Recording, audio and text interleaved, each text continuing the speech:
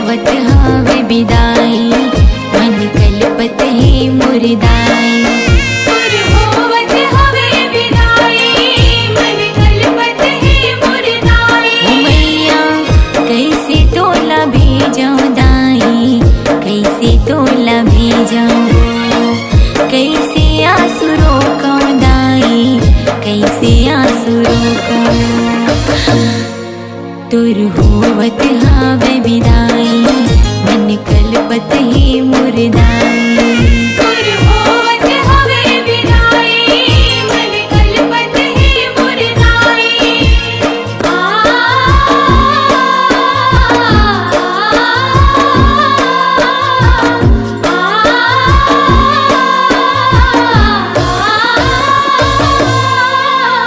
नौ दिन माता बिराजे, नौ रूप लते हर साझे।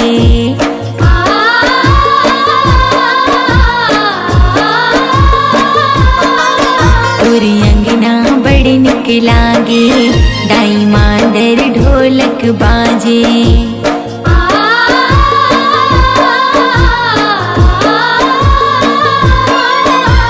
नौ दिन माता बिराजे, नौ रूप लते हर साझे।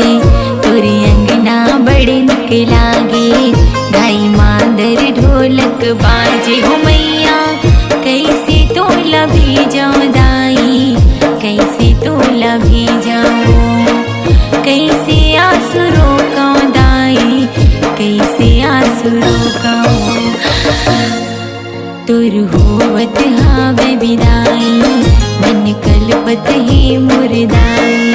तुर होवत हवे विदाई, मन कलपत ही मुरदाई।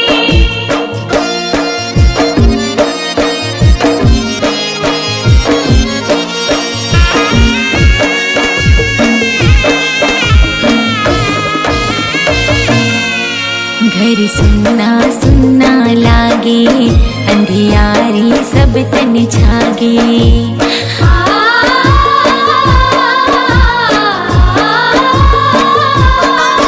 मन कलप कलप मुर रोवे, हिंदिया मोर उड़ागे।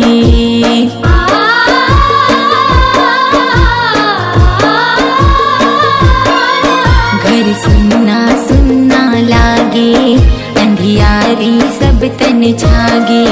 मन कलप कलप मुर रोवे, निंदिया मोर उड़ागे। हो मैया कैसे तोला भेजाऊं दाई, कैसे तोला भेजाऊं, कैसे आंसू रोकाऊं दाई, कैसे आंसू रोकाऊं।